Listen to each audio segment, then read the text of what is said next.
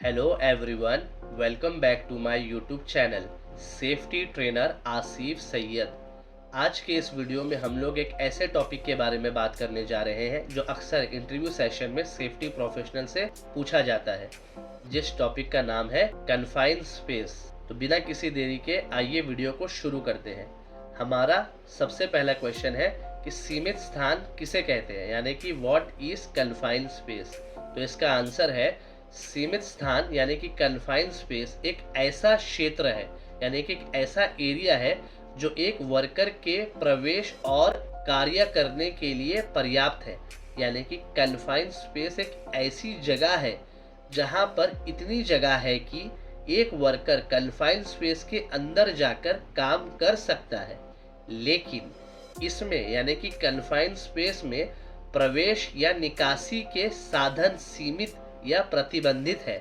यानी कि confined space में लिमिटेड या restricted means of entry and exit, usually एक एंट्री और एक एग्जिट होता है, और ये निरंतर निवास के लिए डिजाइन नहीं किया गया है।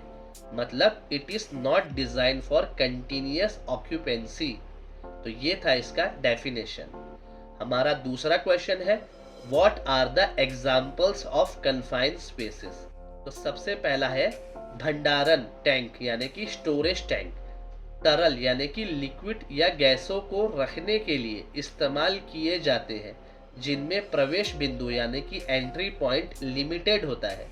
दूसरे नंबर पे है साइलो यानी कि थोक सामग्री यानी कि बल्क मटेरियल्स, जैसे अनाज या सीमेंट को संग्रहित यानी कि स्टोरेज करने के लिए टॉल स्ट्रक्चर होते हैं, उसे साइलो कहते हैं। तीसरे नंबर पे है गड्ढे यानी कि पिट्स, रख रखाव या भंडारण यानी कि मेंटेनेंस या स्टोरेज के लिए इस्तेमाल किए जाने वाले जमीन के गर्त यानी कि ग्राउंड डिप्रेशन। चौथे नंबर पे है पाइपलाइंस, तरल या गैसों के परिवहन यानी कि लिक्विड्स या गैसेस का ट्रांसपोर्टिंग के लिए जो लंबे ट्यूब्स होते हैं वो अक्सर नैरो और एनक्लोज्ड होते हैं। पांचवें नंबर पे है मैन होल्स, भूमिगत उपयोगिताओं यानी कि अंडरग्राउंड यूटिलिटीज जैसे सीवर्स और इलेक्ट्रिकल केबल्स का प्रवेश बिंदु यानी कि एक्सेस पॉइंट। छठवें नंबर पे है अंडरग्राउंड वॉल्ट्स यानी कि भूमिगत स्तर के नीचे यानी कि बिलो ग्राउंड लेवल जैसे इलेक्ट्रिकल वॉल्ट्स के यहाँ पर एनक्लोज स्पेस होता है। सातवें नंबर पे है बॉयलर, पानी गर्म करने या भाप उत्पन्न यानी कि स्टीम जनरेट करने के लिए एनक्लोज वेसल्स। आठवें नंबर पे है सेप्टिक टैंक्स यानी कि अपशिष्ट जल उपचार के लिए भूमिगत टैंक यानी कि underground tanks waste water treatment के लिए। नौवें नंबर पे है कलवर्ट्स यानी कि सड़कों यानी कि रोड या रेलवे के नीचे पानी को निर्देशित यानी डायरेक्टिंग करने के लिए एनक्लोज चैनल्स।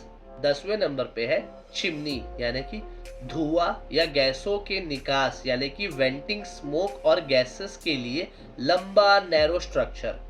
11वें नंबर पे है डक्ट वर्क यानी कि HVAC प्रणालियों में वायु वितरण के लिए यानी कि HVAC सिस्टम्स में एयर डिस्ट्रीब्यूशन के लिए ट्यूब्स का नेटवर्क।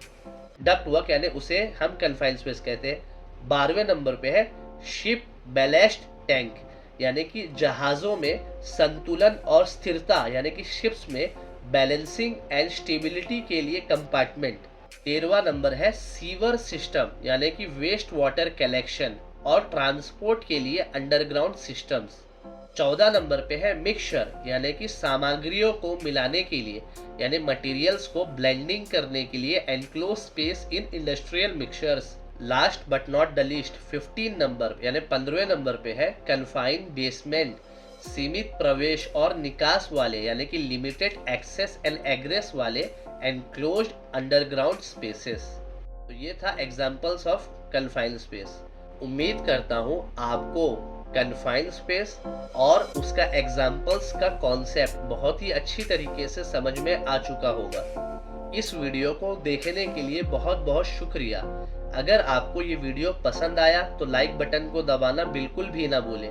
चैनल को सब्सक्राइब और बेल आइकन को प्रेस कर लीजिएगा ताकि और भी ऐसे इंपॉर्टेंट टॉपिक आपको मिलते रहें।